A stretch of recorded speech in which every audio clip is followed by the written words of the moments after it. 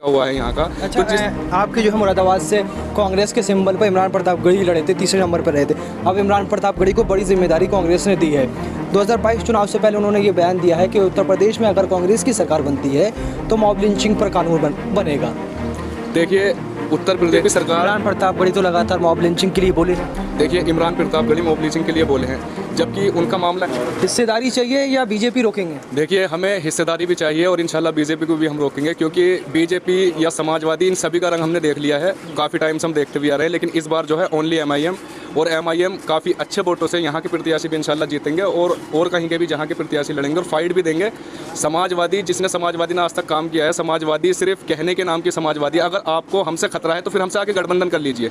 आप हमसे गठबंधन भी नहीं कर रहे हैं और हमें बीजेपी की बी टीम भी कह रहे हैं, तो ये तो जाहिर हो रहा है कि जब आप हमसे गठबंधन नहीं कर रहे तो बीजेपी की बी टीम कौन है? हमसे खतरा है तो हमसे गठबंधन कर लिए, हम तैयार हैं आपसे गठबंधन करने के लिए। ओवैसी से किस बात का खतरा अखिलेश? देखिए, अखिलेश जी को ओवैसी से जो खतरा है वो ये है कि अखिलेश जी की जो पार्टी चल रही है वो ओनली मुसलमानों से है, क्योंकि पिछले चुनाव में यादवों ने उनका साथ छोड़ दिया और उनको दिखाई दे रहा है कि अगर मुसलमान मेरी पार्टी में शामिल ये मुझे वोट नहीं देता है तो मेरी जो पार्टी है वो नेस्तो नाबूद होनी है, क्योंकि अखिलेश जी की पार्टी जो चल रही है वो मुसलमानों से चल रही है। अगर मुसलमान एक प्लेटफार्म पर आ जाए तो हिस्सेदारी भी लेंगे और डिप्टी सीएम भी मुसलमान ही बनेगा इंशाल्लाह। और समाजवादी की बात है, समाजवादी ने आज तक अपने बड़े नेताओं को ना बचा पाई, तो हम जैसों को कैसे बचा लेगी? हमारे लिए अगर कोई बोलते हैं, नेता कौन? आजम खान साहब बड़े नेता हैं, उनसे बड़ा तो नेता कोई है ही ना यूपी के अंदर, और इनकी पार्टी में भी उनसे बड़ा नेता नहीं है। वो शख्स ऐसे हैं कि जो समाजवादी ही नहीं, वो अपने दम पे सीट निकालने का दम रखते हैं। वो रामपुर के अंदर महान है, रामपुर में बेहतरीन काम करने वाले हैं और रामपुर के लोग उन्हें अपना जो है सब कुछ मानते हैं और वोट देते हैं उन्हें। लेकिन अखिलेश जी ने उनके लिए क्या किया? एक ज़माने से वो उनका पूरा परिवार साइकिल चलाई थी, साइकिल में पंचर हो गया, वो जेल के अंदर बैठे हुए, कैसी साइकिल चलाई उन्होंने? ऐसी साइकिल हमें नहीं चाहिए, बिल्कुल हमें पतंग चाहिए। और इस बार ओनली ओवैसी साहब। ये समाजवादी पार्टी का गढ़ कहा जाता है। मुरादाबाद से जो है एसटी हसन जीते, रामपुर से आजम खान, संभल से शफीकुर रहमान बर्क। ये जो सीटें थी 2019 लोकसभा चुनाव में, ये जो है समाजवादी की तरफ गई और जगह से समाजवादी हारी। तो फिर जो है AIMIM कैसे? AIMIM इसलिए है क्योंकि जिस पे भी विश्वास किया है अभी तक मुसलमान समझ के किया, लेकिन वो सब दलाल निकले। वो सारे जो हैं ये सब, इससे एक ही मकसद निकलता है कि ये सब बीजेपी के जो है बीजेपी के इशारों पे काम करते हैं और हमें बीजेपी के इशारे वाला नहीं चाहिए या यादव समाज की ही देखभाल करने वाला नहीं चाहिए। हमें जो हमारे साथ में हमारे दलित हैं, जो हमारे और छोटे पिछड़े हुए लोग हैं, जो मुसलमान भाई हैं, जो परेशान हैं, जिन्होंने खूब मेहनत कर करके जो है गवर्नमेंट जॉब के लिए मेहनत की है, और उधर से आके शिवपाल यादव जी ने अपनी मेरिट लिस्ट लगा के पैसा लेके अपनी मेरिट लिस्ट लगा दी, और जिन लोगों ने मेहनत की, रोज़े की हालतों में मेहनत की है, रेस लगाई है, वो लोग जो है पीछे रह गए। उनका दिल नहीं दुखेगा? नहीं मिली, बिल्कुल नहीं मिली। मेरे खुद ऐसे रिलेटिव हैं कि जो 12 घंटे की ड्यूटी करते थे प्राइवेट जॉब, और जो है उसके बाद रोज़े की हालत में रेस लगाते थे और 10 किलोमीटर की रेस में वो सेकंड आए। लेकिन क्या हुआ, मेरिट लिस्ट में जो है शिवपाल यादव जी आए और अपनी लिस्ट लगा के और वो चले गए। और वो लिस्ट लगाई कि जिसमें उसी भर्ती में बाप और बेटा दोनों साथ लगे। इसीलिए सिर्फ मायावती जी आई, उन्होंने उनको छंटी किया और उसमें से उनको निकाला गया।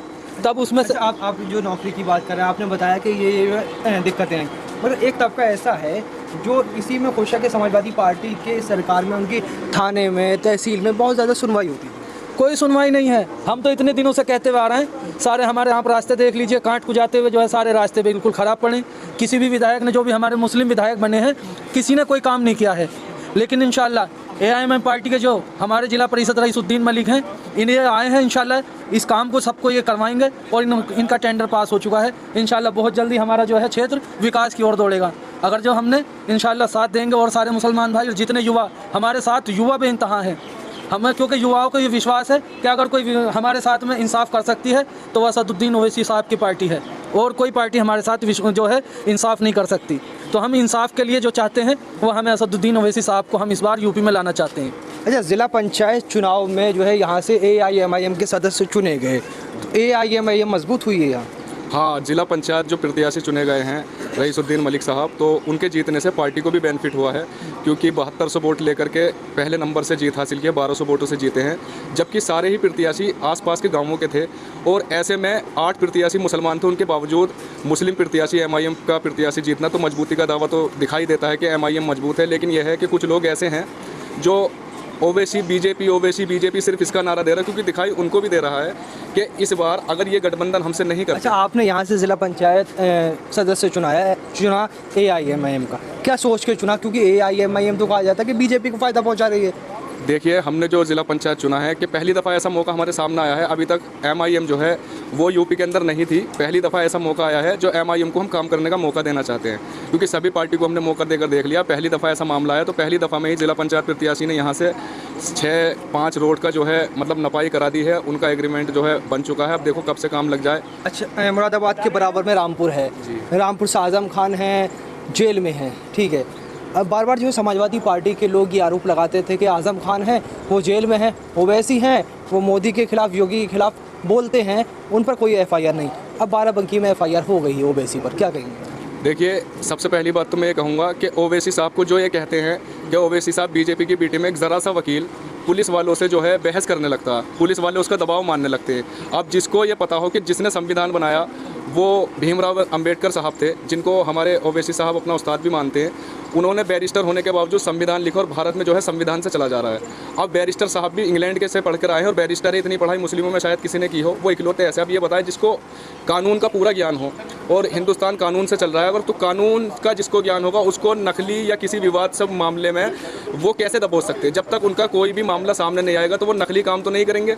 अब एक बात बताओ, बैरिस्टर होने के साथ साथ वो अच्छे वकील पहुँचे वाले वकील है, तो उनका मामला कैसे वो किसी से दब जाएंगे? भाई जरा सा वकील किसी से नहीं दबता है तो वो तो वैसे भी बैरिस्टर हैं। अब ये तो हमारे छोटे मुसलमानों की सोच बना दी है जो ज़्यादा जानते नहीं है कि बोले उसको क्यों पकड़ नहीं। अरे तुम इतनी पढ़ाई कर लो यार, तुम्हारी कोई पकड़ नहीं करेगा। तरीके से बात करो पुलिस वाले से, क्योंकि पुलिस वाला भी जब गांव के अंदर आएगा तो मुझसे तरीके से बात करना। वो कैसे पकड़ेगा तुम्हें जब तुम गुनहगार ही नहीं हो? तो वो कैसे पकड़ लेगा? तो बैरिस्टर साहब क्यों दबे किसी से? वो बैरिस्टर हैं, सारे कानून को जानते हैं। कानून वाले अगर उनसे कोई बात कहेंगे तो उसका जवाब वो पहले बना लेते हैं। तो कानून उनसे डरता है, वो किसी से नहीं डरते। और जो भारत कानून के हिसाब से चल रहा है, संविधान कानून पर टिका हुआ है यहाँ का। अच्छा, तो आपके जो है मुरादाबाद से कांग्रेस के सिंबल पर इमरान प्रतापगढ़ी लड़े थे, तीसरे नंबर पर रहे थे। अब इमरान प्रतापगढ़ी को बड़ी जिम्मेदारी कांग्रेस ने दी है। 2022 चुनाव से पहले उन्होंने ये बयान दिया है कि उत्तर प्रदेश में अगर कांग्रेस की सरकार बनती है तो मॉब लिंचिंग पर कानून बनेगा। देखिए, उत्तर प्रदेश में कांग्रेस का जो मामला है वो सभी को पता है कि ना के बराबर है। कांग्रेस का कोई सी भी पार्टी इतनी नहीं है जितनी कि BSP और समाजवादी पार्टी है। समाजवादी पार्टी जो है वो मुस्लिमों पे निर्भर है और BSP जो है वो अपनी तरफ को खींचने वाले हैं। अब डर इनको ना तो BSP से लग रहा है, ना चंद्रशेखर साहब से लग रहा है, ना कन्हैया कुमार से लग रहा है। डर तो किसी से नहीं। डर अगर इनके मन में बैठा हुआ तो ओवैसी साहब का है, क्योंकि उनको पता है कि मुसलमान एक प्लेटफार्म पर अगर आ गया तो इनकी धज्जी उड़ाता चला जाएगा सबकी, और जो धीरे धीरे प्रक्रिया शुरू हो गई है। और रही बात कांग्रेस की, तो कांग्रेस भी पहले भी केंद्र में रह चुकी है। मुसलमानों के लिए किया क्या है कांग्रेस ने? अब जो है BJP सरकार, इमरान प्रतापगढ़ी तो लगातार मॉब लिंचिंग के लिए बोले हैं। देखिए, इमरान प्रतापगढ़ी मॉब लिंचिंग के लिए बोले हैं, जबकि उनका मामला ऐसा आया था सामने कि वो पहले जो है जिसमें कह देते हैं कि वो अपने मुशायरे की वजह से फेमस थे, लेकिन मार्केट में जब वो उतरा, जब उन्होंने पार्टी की तरफ को ध्यान दिया, कांग्रेस की तरफ को, तो बहुत से लोग उनके जो है ख़त्म से हो गए, मतलब कि बिल्कुल ना के बराबर होगा। क्योंकि अगर उनकी कोई वैल्यू होती तो वो यहाँ से क्या बोलते हैं, तुम्हारा ये चुनाव लड़के गए हैं, यहाँ MP का चुनाव उन्होंने लड़ा है, जबकि उनको कोई इतना वोट नहीं मिला यहाँ। तो जाहिर सी बात है कि वो नए से नए चेहरे, नए से नए हथकंडे अपना रहे हैं, जिससे उनको कोई फ़ायदा मिलने वाला यहाँ पर नहीं है। तो जाहिर सी बात है कि कांग्रेस तो यहाँ ना के बराबर है। अच्छा, आखिरी सवाल मेरा ये है, मुख्तार अंसारी को BSP ने निकाल दिया, ओवैसी साहब कह रहे हैं कि हमारे साथ आ जाओ, जहाँ से चाहो वहाँ से चुनाव लड़ो। तो क्या जो है अतीक अहमद और फिर अब जो मुख्तार अंसारी जो माफिया हैं या बाहुबली हैं उनको ओवैसी सब लेंगे? देखिए, मेरी बात सुनिए, मैं इस बात का भी बहुत जो है समर्थन आपको भी दूंगा इस चीज़ का, और जो है मैं बिल्कुल क्लियर लफ्ज़ों में बताऊंगा कि कितने दिन हो गए उनको, अतीक अहमद साहब को पार्टी ज्वाइन की। अभी 10-5 दिन उनको सारे हुए हैं। अब ये बताएं कि 10-5 सालों से वो कौन सी पार्टी में काम कर रहे थे? अगर वो बाहुबली थे या गुंडे थे, किसी भी वजह से कोई भी चीज़ थे, वो तो पहले से आपने अपनी पार्टी से क्यों नहीं निकाला? अब उनको दिखाई ये दे गया कि ये सारे मिल गए, ये सब एक थाली के चट्टे हैं, वो चाहे अखिलेश हो, मायावती हो, कोई भी हो। जब इनको ये दिखाई दिया कि सारे बड़े नेताओं के पीछे मुसलमान लगे हुए हैं, अगर ये नेता हमारी पार्टी में रहे तो मुसलमान इनकी वजह से हमारी पार्टी में रहेगा। जाहिर सी बात है, पहले इनको बदनाम किया जाए, इनको पार्टी से निकाला जाए, मुसलमान अपनी तरफ को खींचा जाए, इनके बलबूते में ना मुसलमान हमारी पार्टी को वोट दे।